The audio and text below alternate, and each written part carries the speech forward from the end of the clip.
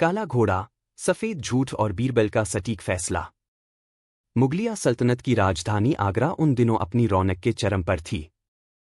यमुना के तट पर बसे इस शहर में दुनिया भर के अजूबे सिमट आते थे। एक दिन फारस, ईरान से एक मशहूर घोड़ा व्यापारी, जिसका नाम यूसुफ बेग था, एक ऐसा घोड़ा लेकर आया जिसे देखकर लोगों की आंखें फटी की फटी रह गई। वह घोड़ा कोई साधारण जानवर नहीं था। उसका रंग इतना गहरा काला था कि मानो किसी ने काली स्याही में उसे डुबो दिया हो। उसकी पीठ पर पड़ने वाली सूरज की रोशनी रेशम की तरह फिसल जाती थी। उसकी गर्दन ऊंची थी, आंखें बुद्धिमानी से चमक रही थीं और उसकी चाल में एक शाही नजाकत थी। बाजार में चर्चा फैल गई कि काला हीरा आगरा आ गया है। जब यह खबर शहंशाह अकबर तक पहुंची तो वे खुद को रोक न सके। अकबर घोड़ों के बहुत बड़े पारखी थे। उन्होंने तुरंत यूसुफ बेग को शाही अस्तबल में बुलाया। शहंशाह अकबर ने जैसे ही उस घोड़े को देखा, वे उसके कायल हो गए। उन्होंने यूसुफ से पूछा, यूसुफ, इस नायाब घोड़े की कीमत क्या है? यूसुफ ने झुककर सलाम किया, आलमपनाह, यह घोड़ा नस्ली है। इसकी गति बिजली की तरह है और वफादारी मिसाल। इसकी कीमत 5,000 स्वर्ण मुद्राएं है। अकबर ने बिना पलक झपकाए सौदा पक्का करने का आदेश दिया। लेकिन तभी दरबार के एक रसूखदार और बेहद चालाक दरबारी, मिर्जा कासिम, के मन में लालच जाग उठा। मिर्जा कासिम दिखने में तो शरीफ था, लेकिन अंदर से बेहद धूर्त। उसने सोचा कि अगर यह घोड़ा उसे मिल जाए तो वह पूरे आगरा में सबसे प्रभावशाली दिखेगा। मिर्जा कासिम अचानक आगे आया और बोला, ठहरिए जहांपनाह, यह घोड़ा यूसुफ का नहीं है।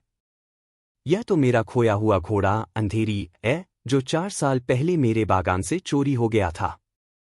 पूरा दरबार सन्न रह गया। यूसुफ बेग का चेहरा पीला पड़ गया। वह हकबकाकर बोला, मिर्जा साहब, यह आप क्या कह रहे हैं?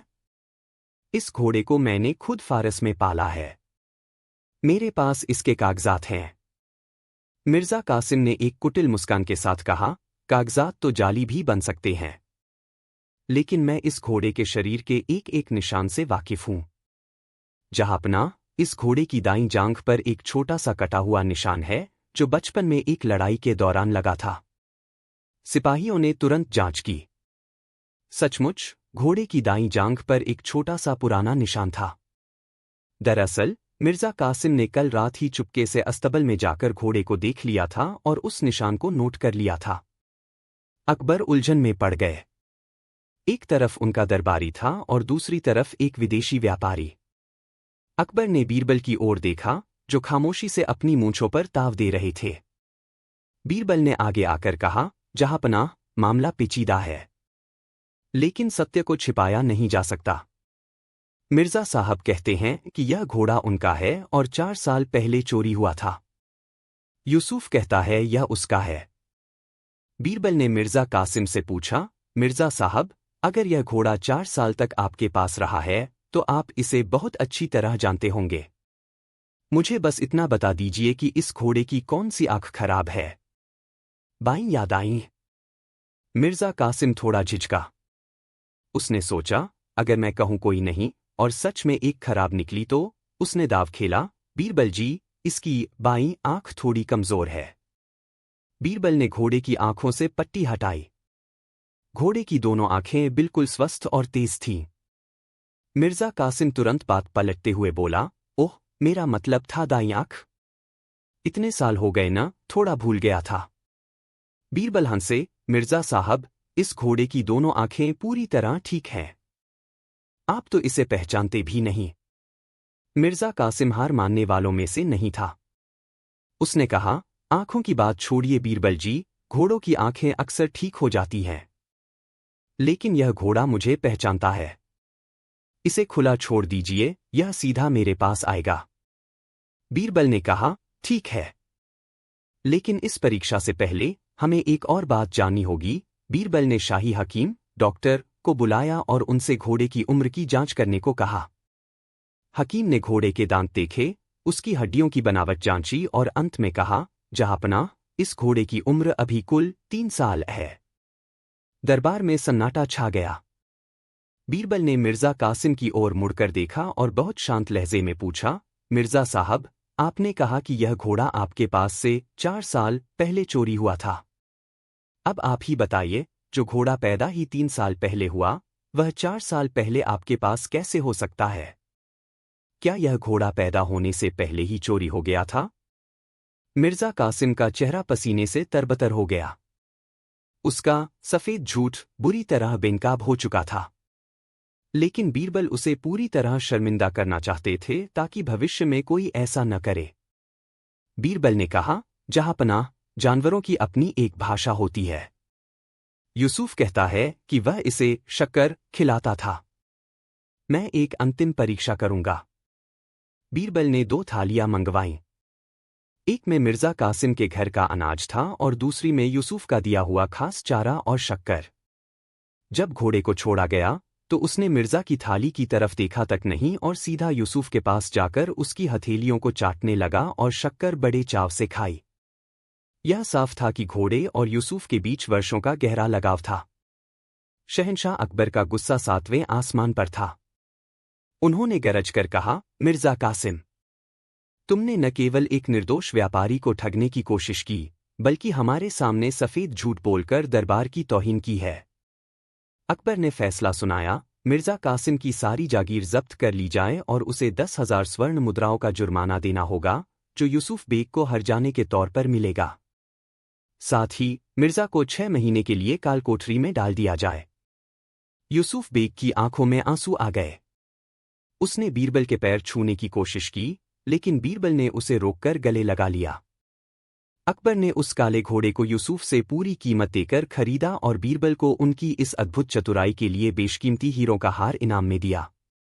उस शाम, जब अकबर और बीरबल अकेले टहल रहे थे, अकबर ने पूछा, बीरबल, तुम्हें कैसे पता चला कि मिर्जा झूठ बोल रहा है? क्या केवल उम्र से? बीरबल ने मुस्कुराते हुए जवाब दिया, जहांपनाह, उम्र तो केवल एक प्रमाण था। असली बात तो मिर्जा की आंखों में थी। जब वह घोड़े के पास गया तो घोड़ा पीछे हट गया। जानवर कभी झूठ नहीं बोलते, केवल इंसान झूठ बोलते हैं। मिर्जा का सफेद झूठ इतना सफेद था कि वह सच की रोशनी बर्दाश्त ही नहीं कर पाया। झूठ की उम्र छोटी होती है। आप एक झूठ को छिपाने के लिए 1000 झूठ बोल सकते हैं, लेकिन सच्चाई का एक छोटा सा प्रमाण पूरे झूठ के महल को ढहाने के लिए काफी है। तर्क और बुद्धि का महत्व बड़ी से बड़ी समस्या का हल केवल चिल्लाने या दावा करने से नहीं, बल्कि ठंडे दिमाग से किए गए तर्क, लॉजिक, से निकलता है। लालच का बुरा अंजाम, दूसरों की वस्तु को हड़पने का लालच अंत में इंसान का अपना सम्मान और संचित धन भी ले डूबता है। ईमानदारी की जीत, सच्चा व्यक्ति चाहे कितना भी कमजोर क्यों न दिखे, सत्य की शक्ति उसे अंततः विजयी बनाती है। यह कहानी हमें सिखाती है कि हमारे समाज में आज भी कई मिर्जा कासिम हैं जो दूसरों की मेहनत पर अपना हक जताते हैं। ऐसे में हमें बीरबल जैसी सजगता और बुद्धिमानी की जरूरत है ताकि हम सफेद झूठ को पहचान सकें और न्याय की मशाल को जलाए रखें। चोर का अजीब कबूलनामा और बीरबल की चालाकी। आगरा के सबसे बड़े जौहरी सेठ अमीरचंद के घर में एक ऐसी चोरी हुई जिसने पूरे शहर को हिलाकर रख दिया। चोरी किसी मामूली सोने चांदी की नहीं, बल्कि नूर-ए-हिंद नामक एक बेशकीमती नीलम सफाया की हुई थी, जिसे सेठ जी ने बादशाह अकबर के लिए खास तौर पर मंगवाया था। हैरानी की बात यह थी कि तिजोरी का ताला टूटा नहीं था, कमरे की खिड़की अंदर से बंद थी और पहरेदार अपनी जगह तैनात थे। सुबह जब तिजोरी खुली तो नीलम गायब था। अगले दिन मामला बादशाह अकबर के दरबार में पहुंचा। अकबर सख्त नाराज थे। उन्होंने कोतवाल को फटकार लगाई। तभी दरबार के दरवाजे पर एक दुबला-पतला आदमी हाथ जोड़कर खड़ा हो गया। उसका नाम था मंगल। मंगल ने रोते हुए कहा, जहांपनाह, मुझे गिरफ्तार कर लीजिए। वह नीलम मैंने ही चुराया है। पूरा दरबार सन्न रह गया। अकबर ने पूछा, तुमने चोरी कबूल कर ली? यह तो अच्छी बात है। बताओ, नीलम कहाँ है? मंगल ने एक बहुत ही अजीब कबूलनामा पेश किया। उसने कहा, हुजूर, नीलम मेरे पास नहीं है। दरअसल, कल रात जब मैं चोरी करने सेठ जी के घर घुसा, तो वह नीलम खुद ब खुद हवा में उड़ने लगा। उसने मुझसे कहा, मंगल, मुझे ले चलो, मैं यहाँ बोर हो गया हूँ। जैसे ही मैंने उसे छुआ, वह एक छोटा सा मेंढक बन गया और गटर में कूद गया। अब वह नीलम नहीं, मेंढक बन चुका है। अकबर ने अपना सिर पकड़ लिया। क्या बकवास कर रहे हो? नीलम मेंढक बन गया? बीरबल, क्या यह आदमी पागल है या हमें बेवकूफ बना रहा है? बीरबल, जो अब तक खामोश थे, आगे आए और बोले, जहांपनाह, यह आदमी न तो पागल है और न ही बेवकूफ। यह तो बस अति ईमानदार चोर है जो जादुई दुनिया में रहता है। लेकिन मुझे इसकी कहानी पर यकीन है। दरबारी कानाफूसी करने लगे, क्या बीरबल भी सठिया गए हैं? पत्थर कहीं मेंढक बनता है? बीरबल ने मंगल से कहा, मंगल, अगर वह नीलम मेंढक बन गया है तो वह जरूर उसी गटर के आसपास होगा। लेकिन उसे ढूंढने के लिए हमें एक विशेष मंत्र की जरूरत होगी। तुम आज रात जेल में आराम करो, कल सुबह हम उस मेंढक को पकड़ने चलेंगे। मंगल को काल कोठरी में डाल दिया गया। जैसे ही वह गया, बीरबल ने सेठ अमीरचंद के 3 सबसे करीबी नौकरों, रामू, श्यामू और लल्लू को भी दरबार में बुलवा लिया। बीरबल ने उन तीनों से कहा, देखो भाइयों, मंगल ने तो कबूल कर लिया है कि उसने चोरी की। लेकिन समस्या यह है कि वह नीलम अब मेंढक बन गया है। शास्त्रों में लिखा है कि अगर असली चोर उस मेंढक के सामने जाकर सच बोलेगा, तभी वह दोबारा नीलम बनेगा। इसलिए आज रात तुम तीनों को उस गटर के पास पहरा देना है जहां मंगल ने मेंढक को गिरते देखा था।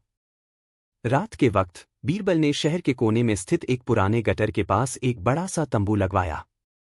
उन्होंने वहां एक काली हांडी, पॉट रखी जिसे उल्टा करके रखा गया था।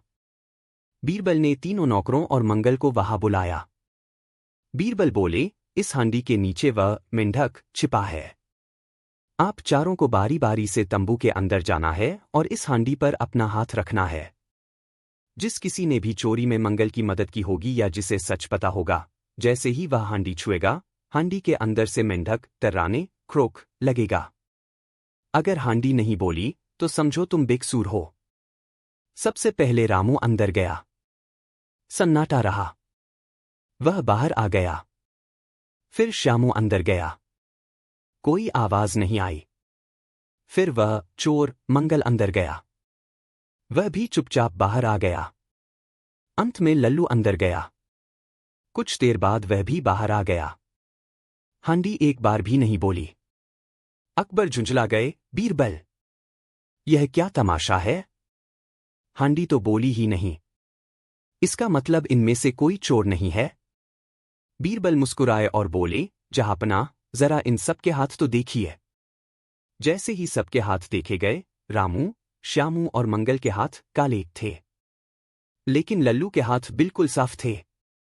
अकबर ने पूछा, यह क्या माजरा है?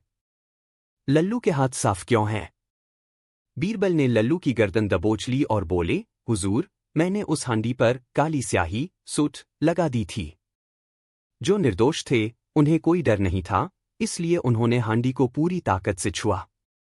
लेकिन असली चोर लल्लू था। उसे डर था कि जैसे ही वह हांडी छुएगा, मेंढक बोल पड़ेगा और वह पकड़ा जाएगा। इसलिए उसने हांडी को छुआ ही नहीं और अंधेरे में बस हाथ पास ले जाकर वापस आ गया। अब सवाल यह था कि मंगल ने वह अजीब मेंढक वाली कहानी क्यों सुनाई थी। बीरबल ने मंगल को डंडा दिखाया तो उसने सच उगल दिया। मंगल बोला, हुजूर, लल्लू ने मुझे 5 अशर्फियाँ दी थी कि मैं दरबार में जाकर यह अजीब कहानी सुनाऊं और खुद को चोर बता दूं। उसे लगा था कि ऐसी पागलपन वाली कहानी सुनकर बादशाह मुझे पागल समझकर छोड़ देंगे और असली नीलम लल्लू के पास सुरक्षित रहेगा। लल्लू ने रोते हुए अपना जुर्म कबूल कर लिया। उसने नीलम अपने जूते की एड़ी में छिपा रखा था, जो तुरंत बरामद कर लिया गया। शिक्षा। अपराध कभी छिपता नहीं। अपराधी चाहे कितना भी शातिर क्यों न हो, वह अपनी सुरक्षा के चक्कर में कोई न कोई सुराग जरूर छोड़ जाता है। डर ही सबसे बड़ा गवाह है। जो गलत करता है, उसका अपना डर ही उसे पकड़वा देता है। झूठी गवाही का अंजाम दूसरे के लालच में आकर खुद को फंसाना मूर्खता है, जैसा मंगल ने किया। अकबर ने बीरबल को 1000 स्वर्ण मुद्राएं इनाम में दी। अकबर ने हंसते हुए पूछा, बीरबल, अगर सच में हांडी के नीचे मेंढक होता तो क्या वह बोलता? बीरबल ने जवाब दिया, जहांपनाह, मेंढक बोले या न बोले, चोर की धड़कनें जरूर बोल पड़ती हैं। बस सुनने वाला चाहिए। पूरा दरबार बीरबल के इस मनोवैज्ञानिक जाल की तारीफ करते नहीं थक रहा था। लल्लू को जेल भेज दिया गया और मंगल को उसकी मूर्खता के लिए कोड़े मारकर छोड़ दिया गया। जिद्दी कुत्ते का मामला और बीरबल का अनोखा समाधान। मुगल सल्तनत की राजधानी आगरा में गर्मी का मौसम अपने शबाब पर था। दोपहर के वक्त दरबार की कार्यवाही चल रही थी कि तभी एक बेहद अमीर और घमंडी व्यापारी सेठ करोड़ीमल दरबार में हाजिर हुआ। करोड़ीमल जितना अपनी दौलत के लिए मशहूर था, उससे कहीं ज्यादा अपनी जिद और अपने विदेशी कुत्ते के लिए जाना जाता था। उसके साथ एक विशालकाय, रोबीला और बेहद सुस्त दिखने वाला कुत्ता था, जिसका नाम उसने सुल्तान रखा था। करोड़ीमल ने झुककर बादशाह अकबर को सलाम किया और बोला, जहांपनाह, मैंने दुनिया की खाक छानी है, लेकिन अपने इस सुल्तान जैसा अनुशासित और जिद्दी कुत्ता आज तक नहीं देखा। इसकी खूबी यह है कि अगर यह एक बार कहीं बैठ जाए, तो दुनिया की कोई ताकत इसे अपनी जगह से हिला नहीं सकती, जब तक कि यह खुद न चाहे। अकबर को हंसी आ गई। उन्होंने कहा, सेठ जी, कुत्ता आखिर जानवर ही तो है। उसे प्यार से पुकारो या लालच दो, तो वह दौड़ा चला आता है। करोड़ीमल ने मुस्कुराते हुए कहा, हुजूर, यही तो चुनौती है। मेरा सुल्तान आम कुत्तों जैसा नहीं है। यह न मांस के टुकड़े से पिघलता है, न डंडे से डरता है। मैंने सुना है कि आपके दरबार में एक से बढ़कर एक धुरंधर हैं। क्या कोई ऐसा है जो मेरे सुल्तान को बिना छुए, बिना डराए और बिना किसी चोट के इस कालीन से उठाकर दरवाजे के बाहर कर दे? अगर किसी ने ऐसा कर दिया, तो मैं शाही खजाने में 5,000 स्वर्ण मुद्राएं दान करूंगा, वरना आपको स्वीकार करना होगा कि आगरा के लोग एक कुत्ते को भी नहीं समझा सकते। अकबर की उत्सुकता और दरबारियों की हार। चुनौती दिलचस्प थी। अकबर ने अपने दरबारियों की ओर देखा। सबसे पहले सेनापति मानसिंह आगे आए। उन्होंने सुल्तान को डराने की कोशिश की, जोर से चिल्लाए, लेकिन कुत्ता टस से मस नहीं हुआ। वह तो अपनी आंखें बंद किए ऐसे लेटा था जैसे कोई ऋषि समाधि में हो। फिर आए मुल्ला दो प्याजा। उन्होंने अपनी जेब से सबसे बेहतरीन किस्म का भुना हुआ गोश्त निकाला और सुल्तान की नाक के पास ले गए। सुल्तान ने एक आंख खोली, मांस को देखा, फिर एक लंबी जम्हाई ली और दोबारा सो गया। मुल्ला जी अपना सा मुंह लेकर वापस बैठ गए। एक एक करके कई मंत्री आए। किसी ने खुशबूदार इत्र छिड़का, किसी ने बाजा बजाया, तो किसी ने कुत्ते के सामने नाच गाना भी करवाया, पर सुल्तान तो जैसे पत्थर की मूर्ति बन चुका था। सेठ करोड़ीमल की मुस्कुराहट बढ़ती जा रही थी। वह बोला, जहांपनाह, लगता है आगरा की बुद्धिमानी अब पुराने किस्सों में ही रह गई है। अकबर ने अब बीरबल की ओर देखा, जो अब तक शांति से एक कोने में खड़े होकर कुत्ते और उसके मालिक का निरीक्षण कर रहे थे। बीरबल मुस्कुराए और आगे आए। बीरबल ने कहा, सेठ जी, आपका कुत्ता वाकई बहुत होनहार है। लेकिन क्या आप मुझे इसे हिलाने के लिए सिर्फ 2 मिनट का समय देंगे? और मेरी शर्त यह है कि कोई भी मुझे उस वक्त टोकेगा नहीं। सेठ ने आत्मविश्वास से कहा, बेशक बीरबल जी। अगर आपने इसे हिला दिया, तो मैं हार मान लूंगा। बीरबल सुल्तान के पास गए। उन्होंने उसके कान में कुछ बुदबुदाया। फिर वे सीधे खड़े हो गए और जोर से बोले, हुजूर, यह कुत्ता जिद्दी नहीं है, यह तो मर्यादा का पालन कर रहा है। अकबर ने पूछा, कैसी मर्यादा, बीरबल? बीरबल बोले, हुजूर, सुल्तान ने मुझसे कहा है कि वह इस जगह से तब तक नहीं हिलेगा जब तक कि वह यह न देख ले कि उसका मालिक, सेठ करोड़ीमल, उससे ज्यादा आज्ञाकारी है। सुल्तान चाहता है कि सेठ जी पहले इस कालीन पर उसी की तरह लेटें और 3 बार भौंकें। उसके बाद ही सुल्तान को लगेगा कि उसका मालिक सच में काबिल है और वह अपनी जगह छोड़ देगा। सेठ करोड़ीमल हक्का बक्का रह गया। उसने कहा, यह क्या बकवास है? मैं एक प्रतिष्ठित व्यापारी होकर कुत्ते की तरह लेटूं और भौंकूं? बीरबल ने ठंडी आह भरी और बोले, देख लीजिए जहांपनाह, सुल्तान कितना बुद्धिमान है। वह जानता है कि उसका मालिक सिर्फ बातें बनाना जानता है, त्याग करना नहीं। जब तक मालिक खुद को नीचा नहीं दिखाएगा, कुत्ता अपनी शान कैसे छोड़े? अगर सेठ जी ऐसा नहीं कर सकते, तो सुल्तान यहीं बैठा रहेगा और सेठ जी अपनी चुनौती हार जाएंगे। अब बात साख पर आ गई थी। 5,000 स्वर्ण मुद्राओं का सवाल था और इज्जत का भी। अकबर ने चुटकी लेते हुए कहा, सेठ जी, अगर सुल्तान की यही शर्त है तो आपको पूरी करनी ही चाहिए। आखिर कुत्ता भी तो आपकी ही तरह जिद्दी है। पूरी सभा सेठ पर हंसने लगी। सेठ करोड़ीमल ने सोचा कि अगर वह नहीं हिला तो उसे 5,000 स्वर्ण मुद्राएं भी देनी पड़ेंगी और उसकी बेइज्जती भी होगी। वह बेमन से कालीन पर लेटा और जैसे ही उसने धीमे से कहा, भौं भौं, बीरबल ने तुरंत अपनी जेब से एक छोटी सी शीशी निकाली जिसमें काली मिर्च का बारीक पाउडर था। बीरबल ने बहुत ही सफाई से वह पाउडर सुल्तान की नाक के पास छिड़क दिया। काली मिर्च की धमक लगते ही सुल्तान को एक जबरदस्त छींक आई। अच्छू! छींक इतनी जोरदार थी कि सुल्तान अपनी जगह से उछल पड़ा। छींकते छींकते उसकी आंखों से पानी आने लगा और वह घबराकर तेजी से दरबार के दरवाजे की तरफ भागा ताकि उसे ताज़ी हवा मिल सके। सब दंग रह गए। कुत्ता न केवल हिला बल्कि भागकर दरबार के बाहर चला गया। सेठ करोड़ीमल खड़ा हुआ और बोला, बीरबल, यह तो सरासर धोखा है। आपने कुछ छिड़का है। बीरबल ने विनम्रता से कहा, सेठ जी, मैंने तो बस उसे सच्चाई का एहसास कराया। आपका कुत्ता जिद्दी नहीं था, बल्कि वह सुस्त और बीमार था। उसे अपनी जगह से हिलने की प्रेरणा चाहिए थी। और रही बात आपके लेटने की, तो वह तो बस मनोरंजन के लिए था ताकि दरबार का माहौल थोड़ा हल्का हो जाए। बीरबल ने आगे समझाया, जहांपनाह, असल में सेठ जी ने इस कुत्ते को एक खास तरह की अफीम की आदत डाल दी थी, जिससे यह सुस्त होकर घंटों एक ही जगह पड़ा रहता था। मैंने बस काली मिर्च का उपयोग करके उसकी सुस्ती को सक्रियता में बदल दिया। दुनिया में कोई भी जिद्द शारीरिक आवश्यकता और प्रकृति के नियमों से बड़ी नहीं होती। अकबर बीरबल की इस चटपटी दलील और चतुराई पर बहुत प्रसन्न हुए। सेठ करोड़ीमल शर्मिंदा हो गया और उसने चुपचाप 5,000 स्वर्ण मुद्राएं शाही खजाने में जमा करा दी। बुद्धि का बल शारीरिक बल से बड़ा है। किसी को ताकत से हिलाना मुश्किल हो सकता है, लेकिन उसकी कमजोरी जानकर उसे वश में करना आसान है। अहंकार का पतन, घमंड हमेशा हार का कारण बनता है, जैसा कि सेठ के साथ हुआ। परिस्थिति का विश्लेषण, बीरबल ने समस्या को सिर्फ एक जिद के रूप में नहीं देखा, बल्कि यह समझा कि कुत्ता जड़ स्टैटिक क्यों है।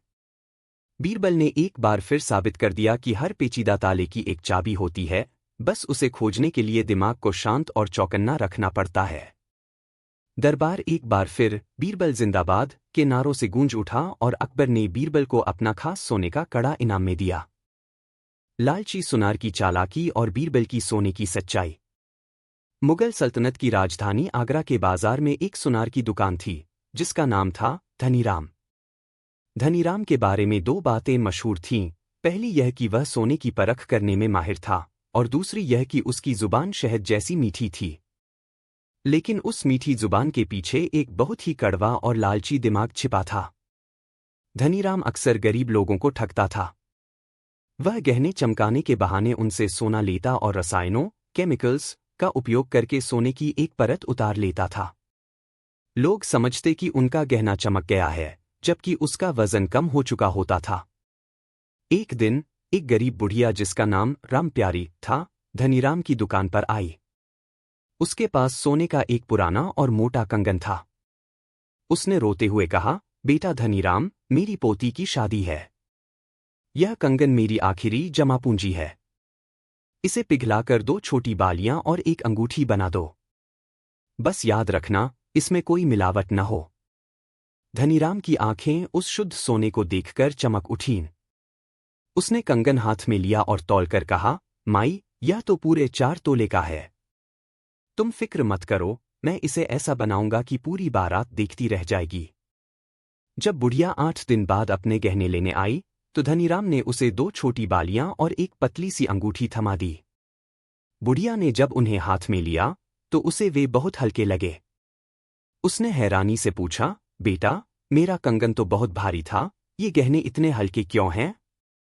धनीराम ने बड़े ही मासूम चेहरे के साथ कहा, अरे माई, क्या आपको नहीं पता? आजकल की गर्मी देख रही हो?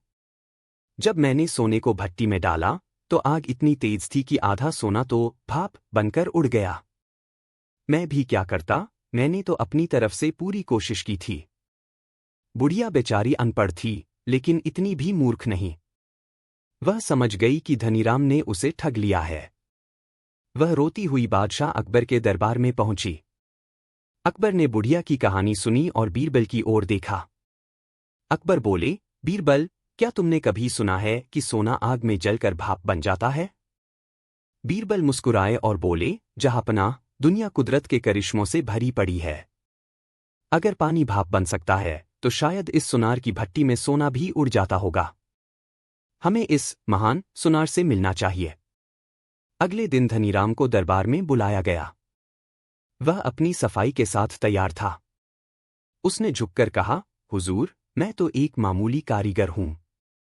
विज्ञान के नियम मैं थोड़े ही बनाता हूं। सोना बहुत शुद्ध था, इसलिए गर्मी बर्दाश्त नहीं कर पाया और उड़ गया। बीरबल ने कहा, धनीराम, तुम्हारी बात में दम है। हमें तुम्हारी ईमानदारी पर कोई शक नहीं है। दरअसल बादशाह सलामत को एक खास काम के लिए हवा में उड़ने वाले सोने की ही तलाश थी। बीरबल ने धनीराम से कहा, देखो धनीराम, बादशाह को अपने महल के गुंबद के लिए बहुत सारा सोना पिघलवाना है। चूंकि तुम्हारी भट्टी में सोना भाप बन जाता है, इसका मतलब है कि तुम्हारी भट्टी बहुत शक्तिशाली है। हम तुम्हें 50 तोले सोना देंगे। तुम्हें उसे पिघलाकर एक ईंट बनानी है।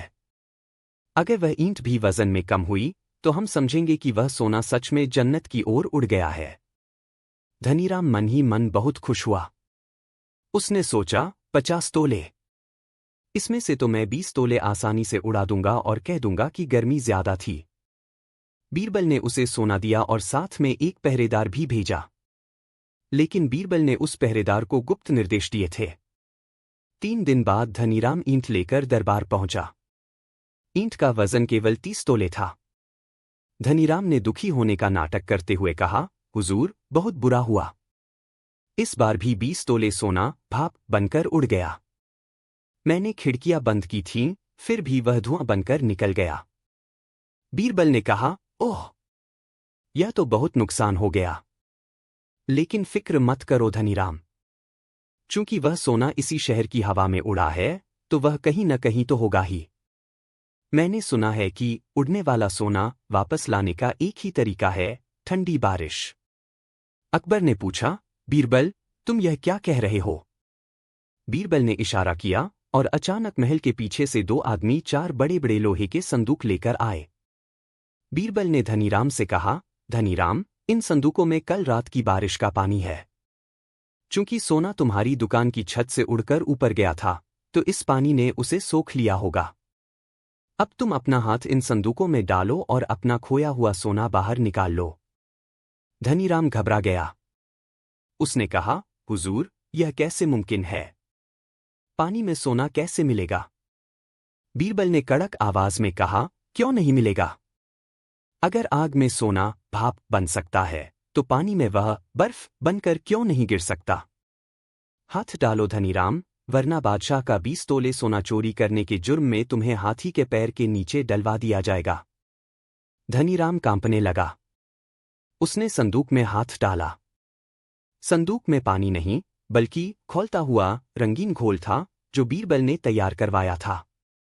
जैसे ही धनीराम ने हाथ निकाला, उसके हाथ पूरी तरह नीले पड़ गए। बीरबल हंसे और बोले, जहांपनाह, यह नीला रंग इस बात का सबूत है कि इसके हाथ झूठ के रंग में रंगे हैं। दरअसल मैंने कल रात इसके घर की तलाशी दिलवाई थी।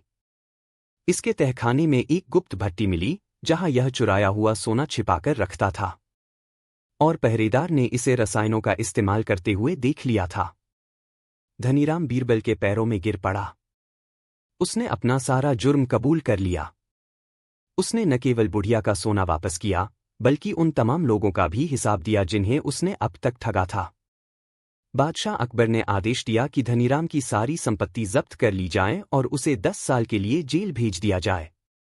बुढ़िया राम प्यारी को उसका सोना और इनाम में 10 अशर्फियां और दी गईं। शिक्षा। लालच का अंत बुरा होता है। जो दूसरों का हक मारता है, उसे अपनी मेहनत की कमाई से भी हाथ धोना पड़ता है। जैसी करनी वैसी भरनी। बीरबल ने सुनार को उसी के बेतुके तर्क लॉजिक से फंसाया। अगर आप किसी को बेवकूफ बनाने के लिए झूठ का सहारा लेते हैं तो याद रखें कि कोई आपसे बड़ा झूठा जाल बुनकर आपको पकड़ सकता है।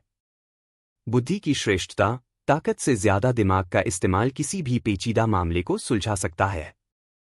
जब सुनार जेल जा रहा था तो बीरबल ने पीछे से आवाज दी, सुनो धनीराम, जेल में भी बहुत गर्मी होगी, कहीं तुम्हारा शरीर भी भाप बनकर न उड़ जाए, इसलिए थोड़ा पानी पीते रहना।